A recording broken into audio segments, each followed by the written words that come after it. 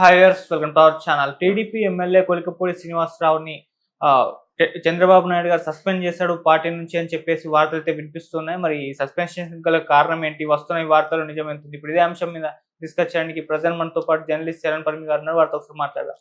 Hi అన్న. Hi. So Kolikapudi Srinivasarao గారి పైన సొంత పార్టీ నేతలే ఆందోళన తెలియజేయడం మనం చూసాం. నిరసనలు కూడా తెలియజేస్తారు ఆయన వ్యతిరేకంగా. సో ఈ పరిణామాలన్నింటినీ చూసుకొని ఆయన చంద్రబాబు నాయుడు గారు కొలికపూడి శ్రీనివాసరావు గారిని సస్పెండ్ చేశారు అని అంటున్నారు. మరి సస్పెండ్ చేశారా? అసలు ఎందుకు ఈ శ్రీనివాసరావు గారి పైన ఇటువంటి విమర్శలు రావడం చూస్తున్నాం? ఎందుకు పార్టీ నేతలు నిరసనలు చేస్తున్నారు? ఏం జరిగింది అసలు? నిన్నటి నుంచి కూడా పార్టీ నేతలు రోడ్ల మీదకి వచ్చేసి మొత్తం ఆయన్ని సస్పెండ్ చేసేయాలి అని చెప్పేసి ఫ్లకార్డులు పట్టుకొని నిరసనలు తెలియజేస్తూ ఉన్నారు. మహిళలు కావచ్చు, పార్టీ కార్యకర్తలు కావచ్చు, టీడీపీ నేతలే. ఇది ఇక్కడ ఆశ్చర్యకరమైన విషయం. వాళ్ళ పార్టీ ఎమ్మెల్యేని ఎందుకు వాళ్ళు దిగిపోవాలని కోరుకుంటున్నారు, ఎందుకు ఆయన్ని సస్పెండ్ చేయాలని కోరుకుంటున్నారు అనేది ఇక్కడ ఆశ్చర్యకరమైన విషయం. ఇది ఇప్పుడు జిల్లాలో పెద్ద వివాదంగా మారుతుంది, కృష్ణా జిల్లాలో. సో తిరువూరు ఎమ్మెల్యే కొలికపూడి శ్రీనివాసరావు గారు మామూలుగా అయితే అనుకోకుండా వచ్చిన అవకాశం ఆయనకి. ఎమ్మెల్యే ఆయన అమరావతి ఉద్యమ నేతగా మొదలయ్యి గ్రీన్ కండువా కట్టుకొని బాగా పాపులర్ అయ్యాడు.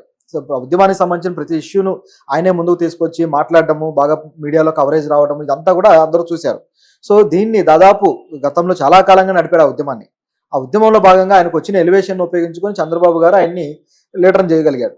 సో చేసి ఇప్పుడు ఆయన ఎమ్మెల్యే అయిన తర్వాత ఉన్నట్టుండి మొత్తం ఆయన స్ట్రాటజీలో మార్చుకున్నాడా ఏంటి అనేది అర్థం కావట్లేదు. అది కూడా దళిత నేత. సో ఎందుకు ఈయన మీద ఇంత విమర్శలు వస్తున్నాయి అనేది, పైగా ఉద్యమ నేత అంటే ప్రజలకు మంచి చేయాలి అని చెప్పేసి రోడ్డెక్కి పోరాడిన వ్యక్తి ఇప్పుడు ప్రజల నుంచే నెగిటివిటీ ఎదుర్కోవడం అనేది ఆశ్చర్యకరం. తిరువూరు నియోజకవర్గ ప్రజలంతా కూడా రోడ్ల మీదకి వచ్చారంటే అది మామూలు విషయం కాదు. పైగా ఆయన మీద వచ్చిన ఆరోపణలు కూడా తీవ్రస్థాయి ఆరోపణలు ఉన్నాయి. ఎందుకంటే ఒకటొచ్చేసి అంటే పార్టీకి కూడా ఆయన కొద్దిగా డిఫరెంట్గానే బిహేవ్ చేస్తున్నాడు పార్టీతోటి. అది ముందు అసలు ఆరోపణలు ఏంటి, పార్టీ ఎందుకు ఆయన డిజైన్ చేసుకుందా, లేకపోతే ఆయన పార్టీని డిజైన్ చేసుకున్నాడా అనేది కొంచెం మనం క్లారిఫై చేసుకోవాలి. ఏంటంటే మొదటగా ఆయన మీద వచ్చే ఆరోపణలు ఆ నియోజకవర్గంలో ఆ మట్టిని కానీ ఇసుకని కానీ అక్రమంగా తరలించుకుపోతున్నాడు అనేది ఆయన మీద ఉన్న ఆరోపణలు. సో దీని మీద ఒక వార్తలు అయితే జర్నలిస్టులు రాశారు. ఆ ప్రాంతంలో ఉన్న జర్నలిస్టులు రాస్తే ఆ వ్యక్తి మీద బెదిరించాడట ఆయన. వెళ్ళి ఆ జర్నలిస్ట్ని బెదిరిస్తే ఈ జర్నలిస్ట్ సంఘాల వాళ్ళందరూ కలిసి సీఎం గారిని కలిసి ఇట్లా బెదిరిస్తున్నారు, ఇది సరైంది కాదు, దీని మీద మీరు చర్యలు తీసుకోండి అని చెప్పి సీఎంకి వినతి పత్రాలు ఇచ్చారు. ఇది ఆయనకు పడిన మొదటి దెబ్బ. అసలు బెదిరింపులు అనేవే తప్పు. ఇప్పుడు గత ప్రభుత్వాన్ని ఇసుక దోపిడీ అది ఇది అని చెప్పి అమరావతిని అన్యాయం చేస్తున్నారని చెప్పేసి ఇంత పోరాడిన వ్యక్తి ఇప్పుడు అదే ప్రాంతంలో ఇసుక దోపిడీ మట్టి దోపిడీ అంటే దాన్ని ఏమనాలి? ఇది ఎక్కడ రాజకీయం? మీరు వెళ్ళిపోయి మేము దోచుకుంటాం అన్నట్లుగా ఉంది. సో ఇది ఖచ్చితంగా ఖండించాల్సిందే. దీని విషయంలో జర్నలిస్టులు అందరూ గట్టిగా వాయిస్ వినిపించడంతో అది పార్టీలో ఆయన మీద ఒక నెగిటివిటీకి కారణమైంది. ఇదొకటి. నెక్స్ట్ వచ్చేసి మహిళల మీద లైంగిక వేధింపులు అనేది ఉన్నట్టుండి నియోజకవర్గ మహిళలు ముందుకు వచ్చి మాట్లాడుతున్నారు. ఇది ఇప్పటిదాకా లేని యాంగిల్ సడన్గా ఇది ప్రత్యక్షమైంది. అయితే ఇది మరి రాజకీయాల కోణంలో వచ్చిందా లేకపోతే ఏంటి అనేది తెలియాల్సి ఉంది. కాకపోతే చేస్తున్న ఆరోపణలు మాత్రం తీవ్రమైనవి. ఉద్యోగాలు చేసుకుంటున్న మహిళలు ఏదైనా పని విషయంలో, ఏదైనా సమస్య విషయంలో ఆయన దగ్గరికి వెళ్ళి చెప్పుకోవాలన్నా సరే, ఏదైనా సరే ఆయన కొద్దిగా మహిళల పట్ల లైంగిక వేధింపులు చేస్తున్నారు కాబట్టి ఆయన ఖచ్చితంగా తొలగించాల్సిందే అని చెప్పేసి ఈరోజు మహిళలు మాట్లాడుతూ ఉన్నారు. ఇది తీవ్రమైన ఆరోపణ. ఒక నాయకుడికి ఏమాత్రం రాకూడని ఆరోపణ ఇది. అటువంటిది ఆయనకు వచ్చింది. ఇప్పుడు ఈ మధ్యకాలంలో జరిగేది ఏంటంటే ఎవరి మీద అయినా సరే అవినీతి చేశాడనో లేకపోతే మరొకటి చేశాడనో ఇంకోటి చేశాడో అంటే ఏది కూడా చెల్లుబాటు కావట్లేదు. లైంగిక వేధింపులు అనేది మాత్రమే ప్రజల్లో ఆ వ్యక్తిని దుర్మార్గుడిగా చిత్రీకరిస్తుంది. అది మాత్రమే కనిపిస్తుంది తప్పితే మిగతా విషయాలు అసలు అవినీతి అనేది లైట్ తీసుకున్నారు ప్రజలు. అవినీతి చేస్తే చేసుకున్నారు, మాకేదో చేస్తే చాలనే పరిస్థితికి వచ్చింది. కాబట్టి ప్రజల ఆలోచన తీరుకు తగ్గట్టుగా ఇప్పుడు పొలిటికల్ స్ట్రాటజీలు వెళ్తున్నాయేమో అనిపిస్తుంది ఈ వ్యాఖ్యలను బట్టి చూస్తే. సో దీంతో పాటు పేకాట క్లబ్బులు నిర్వహిస్తున్నాడు అని చెప్పేసి ఆయన మీద ఆరోపణ. ఇది సరైంది కాదు అని చెప్పేసి దాంట్లో కూడా కొంతమందికి పేకాట క్లబ్బులకి పర్మిషన్లు ఇచ్చి వాళ్ళ దగ్గర నుంచి డబ్బులు వసూలు చేస్తున్నాడు. లక్షల రూపాయల డబ్బులు వసూలు చేస్తున్నాడు. అది పేకాట క్లబ్బులు నిర్వహించడమే పనికిమాలిన పని. మళ్ళీ దాంట్లో డబ్బులు వసూలు చేస్తూ వాళ్ళ పర్మిషన్లు ఇచ్చి నేను పర్మిషన్ ఇచ్చాను కాబట్టి మీరు పెట్టుకున్నారని చెప్పేసి బహిరంగంగా మీడియాలో చెప్తున్నారు. ఇదే విషయంలో ఒక సర్పంచ్తో గొడవైంది. చిట్యాల సర్పంచ్ తుమ్మలపల్లి శ్రీనివాసరావు గారు, ఆయనతోటి గొడవైంది. ఆయన ఏదైతే పేకాట క్లబ్ నిర్వహిస్తున్నాడో దానికి నేను పర్మిషన్ ఇచ్చాను కాబట్టి నాకు ఇంత డబ్బు కట్టాలి అని చెప్పేసి ఆయన మీద వ్యాఖ్యలు చేస్తే ఆయన వైఫ్ కవిత సూసైడ్ అటెంప్ట్ చేశారు. ఏదో మొత్తానికి బయటపడ్డారనుకోండి. ఇది ఆవిడ మనస్తాపం చేయండి, సూసైడ్ అటెంప్ట్ చేయడము. దీనివల్ల మొత్తం ఆయన మీద పూర్తి స్థాయి నెగిటివిటీ వచ్చింది. పార్టీ క్యాడర్ అంతా కూడా ఒకవైపు వెళ్ళిపోయింది. ఇది చాలా పెద్ద దెబ్బగా పడింది. సో ఇక్కడ నుంచి ఇక స్టార్ట్ అయిందని చెప్పాలి. సో దీని తర్వాత ఈ విషయాన్ని పార్టీ పై క్యాడర్ కూడా తీసుకువెళ్లారు, ఎవరైతే బాధితులు ఉన్నారో వీళ్ళంతా కూడా. సో ఇది పైన చర్చలు అయితే స్టార్ట్ అయిపోయాయి. అచ్చెన్నాయుడు కావచ్చు, అలాగే పార్టీ అధ్యక్షుడు కావచ్చు, దాంతోపాటు చంద్రబాబు గారికి అందరికీ ఈ ఇష్యూ వెళ్ళిపోయి అక్కడ చర్చలు మొదలైపోయాయి. ఆయన ఉంచాలా తీయాలా అనేది స్టార్ట్ అయింది. తీయమని చెప్పేసి కరాఖండిగా వీళ్ళైతే బలవంత పెడుతున్నారు నిరసన తెలియజేసే వాళ్ళు. ఇది ఇక్కడ సిచ్యువేషన్. అయితే ఆయన మీద వచ్చిన ఆరోపణల్లో ఇవన్నీ కూడా ఒకదాని తర్వాత ఒకటి ఆయనకి ఇప్పుడు పీకకు చుట్టుకుంటున్నాయి. మరొకటి కూడా ఉంది. ఎలక్షన్ ముందు గుంటూరు నుంచి ఒక వ్యక్తి దగ్గర దాదాపు ₹1 కోటి డబ్బు తీసుకుని ఎలక్షన్ క్యాంపెయిన్కి కావచ్చు, ఖర్చులకు కావచ్చు తీసుకొని వాటన్నింటిని వాడుకున్నాక ఆఫ్టర్ ఎలక్షన్ కేవలం 20 లక్షలు ఆయనకి ఇచ్చాడట. మిగతా 80 లక్షలు బాకీ ఉన్నాడు. మరి ఆయన వడ్డీకి తీసుకున్నాడా లేకపోతే దేనికి తీసుకున్నాడో కానీ తిరిగి అయితే ఇవ్వలేదు. 20 ఇచ్చాడని చెప్పేసి ఇదొక ఆరోపణ. ఆ వ్యక్తి కూడా వెళ్ళి పార్టీ క్యాడర్ పై క్యాడర్లో కూర్చున్నాడు. ఏంటి పరిస్థితి, నాకు న్యాయం చేయండి అని. సో ఇవన్నీ కూడా ఆయనకి చుట్టుకోవడంతో పూర్తి స్థాయి వ్యతిరేకత వచ్చింది. దాంతో ఒకసారిగా ఆయన ట్విట్టర్లో కొన్ని రకాల వ్యాఖ్యలు కూడా స్టార్ట్ చేశారు, ట్వీట్ చేయడం.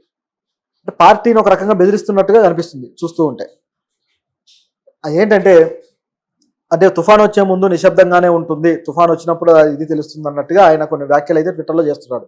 అది వరుసగా చేస్తున్నాడు ఈ తరహా వ్యాఖ్యలు. సో పార్టీకి ఏదో ఇది చేయబోతున్నాడు, తుఫాను లాంటి వార్త ఏదో తీసుకురాబోతున్నాడు, కొద్దిగా పార్టీని ఇబ్బందులు పెట్టబోతున్నాడు అన్నట్టుగా ఉంది ఇది చూస్తుంటే. ఒక రకమైన బెదిరింపు అనొచ్చు. నన్ను పిలిచి నాతోటి మంతనాలు చేయండి, ఏదో డిసైడ్ అవ్వండి అన్నట్లుగా ఉంది చూస్తుంటే. అయితే ఈ విషయాలన్నీ వెళ్ళిన తర్వాత చంద్రబాబు గారికి ఇక సీన్ అర్థమైపోయి ఇక ఈయన పక్కన పెట్టడం మేలు అని చెప్పేసి చంద్రబాబు గారే ఆ డెసిషన్కి వచ్చారని కనిపిస్తుంది. ఆయన డెసిషన్కి వచ్చి అఫీషియల్గా దీన్ని అనౌన్స్ చేయలేదు కానీ పక్కన పెట్టిన మాట వాస్తవం. ఆయన పక్కన పెట్టేసి పక్కన నియోజకవర్గం నుంచి వసంత గారు, ఆవిడ ఎమ్మెల్యే, సో ఆవిడకి నియోజకవర్గ బాధ్యతలు అప్పగించారు. ఈ మైలవరం ఎమ్మెల్యే, సో ఈవిడికి బాధ్యతలు అప్పగించారు. దాంతో ఇంకా ఆయన ఇంకా హర్ట్ అయ్యాడు. పార్టీ మీద తిరుగుబాటు స్వరం పెరిగింది. ఇప్పుడు చూస్తే సోషల్ మీడియాలో కూడా తిరుగుబాటు స్వరం పెరిగి ఇంకాస్త అగ్రెసివ్గా మాట్లాడుతున్నాడు ఆయన. దీని అంతా బట్టి చూస్తే ఇక పార్టీలో ఇంటర్నల్ గా వీళ్ళ మధ్య గ్యాప్ అనేది క్లియర్ గా తెలిసిపోతుంది. సో పార్టీ అధిష్టానానికి కొలికపూడికి మధ్య గ్యాప్. దాంతోపాటు నియోజకవర్గంలో విపరీతమైన చెడ్డ పేరు అయితే తెచ్చుకున్నట్టుగా కనిపిస్తుంది ఓవరాల్ గా చూస్తే. కాబట్టి ఇది ఖచ్చితంగా ఆయన రాజకీయ భవిష్యత్తుకి అయితే ఇబ్బందికరమైన విషయమే. ముఖ్యంగా ఏదైతే ఆయన బాధ్యతలు తీసుకువెళ్ళి పక్కన వాళ్ళకి ఇచ్చాడో దానికి ఇంకా హర్ట్ అయిపోయాడట. ఇది ఇక్కడ ఉన్న సిచ్యువేషన్. అయితే మరి పూర్తి స్థాయిలో తొలగించి ఏమన్నా అఫీషియల్ గా ప్రకటిస్తారా అనే క్వశ్చన్ కూడా ఉంది. ఈ అఫీషియల్ గా ప్రకటించే ముందు చంద్రబాబు గారు అసలు ఆయన చేసిన యాక్టివిటీస్ అన్నిటి మీద నాకు ఒక నివేదిక సమర్పించండి అని చెప్పేసి పార్టీ నేతలను ఆదేశించారు. ఇప్పుడు ఆ ప్రాంత పార్టీ నేతలు ఆ పనిలో ఉన్నారు. నిజానికి ఆయన అంటే ఎవరికి ఇష్టం లేకుండా ఉంది కాబట్టి ఖచ్చితంగా వీళ్ళందరూ కూడా ఆయన మీద నెగిటివ్ రిపోర్టే ఇస్తారు. దాన్ని బేస్ చేసుకుని ఆయన తొలగించడం కూడా జరుగుతుంది. అయితే ఆ నివేదికలో ఏ అంశాలు ఉన్నాయో వాటిని క్లారిఫికేషన్ చేసుకోవడం కోసం ఆయన ఉపయోగిస్తాడు అంతే. ఇది ఇందులో ఉన్న సంగతి. కొలికపూడి మామూలుగా అంటే ఇటువంటి కామెంట్స్, ఇలాంటి బిహేవియర్ అంత ఎలక్షన్స్ ముందర కూడా మనం చూస్తాం. అంటే ఆయన మేబీ ఉద్యమ నేత అందరికి పరిచయం కానీ ఎక్కువగా ఫేమస్ అయింది మాత్రం నెగిటివ్ గా మన ఆర్జీవి గారి పైన కామెంట్ చేశారు కదా, తల తీసుకొస్తే ₹1 ఇస్తా అని చెప్పేసి. అప్పుడు బాగా చర్చల్లో ఉన్నాడు, అప్పుడు వార్తల్లో నిలిచాడు. ఆ కారణంతోనే తర్వాత పార్టీ టికెట్ దక్కిందన్న న్యూస్ కూడా వచ్చింది మనకు. సో మరి ఇటువంటి కామెంట్స్ చేయడం, ఇప్పుడు ఈ విధంగా ప్రవర్తించడం ముందు నుంచే ఉందా ఆయనకి అనుకోవచ్చు? నిజానికి అమరావతి ఉద్యమం ఏమీ జెన్యూన్ గా ప్రజలందరూ వచ్చి కూర్చున్నట్టుగా ఏమీ లేదు. దాంట్లో ఉన్న వ్యవహారం అందరికీ తెలుసు. అది ఆ ఉద్యమం ఏ పద్ధతిలో జరిగింది అని. రిలే నిరాహార దీక్షల్లాగా కొంతమంది ఒక సెటప్ ఆఫ్ పీపుల్ కొన్ని రోజులు చేయడము, ఒక సెటప్ ఆఫ్ పీపుల్ కొన్ని రోజులు చేయడము, ఈ విధంగా చేస్తూ 5 ఏళ్ళు గడిపారు. అయితే దీంట్లో కూడా పార్టీ అండదండలు పుష్కలంగా ఉండి దానికి సంబంధించిన ఖర్చులు కావచ్చు, దానికి సంబంధించిన ప్రతి విషయాన్ని కూడా చూసుకుంటూ వచ్చారనేది అందరికీ తెలిసిందే. ఆ ఉద్యమంలో ఇంకా చెప్పాలి అంటే ఎక్కువగా ఒక కులం వాళ్ళే ఉన్నారు, మిగతా కులాల వాళ్ళు చాలా చాలా తక్కువ ఉన్నారు. సో దీన్ని ముందుకు తీసుకొచ్చింది ఎవరు అనేది అందరికీ తెలిసిందే. కాకపోతే కొలికపూడి ఈ ఉద్యమాన్ని ఉపయోగించుకొని ఆయన ఎదగడానికి ప్రయత్నించాడు అనేది ఇక్కడ పుష్కలంగా కనపడుతున్న అంశం. అటువంటి ప్రయత్నమే చేశాడు. లేకపోతే ఆర్జీవి తలకైతే ఏనేం చేసుకుంటాడు? అంటే ఆర్జీవి ఆ రోజుల్లో తీస్తున్న సినిమాలు ఏవైతే ఉన్నాయో, చంద్రబాబు గారి మీద వ్యతిరేక వ్యాఖ్యలు చేస్తూ, ట్విట్టర్లో ట్వీట్లు చేస్తూ, లోకేష్ మీద వ్యతిరేక వ్యాఖ్యలు చేస్తూ ఇటువంటివన్నీ మాట్లాడుతూ వచ్చాడు.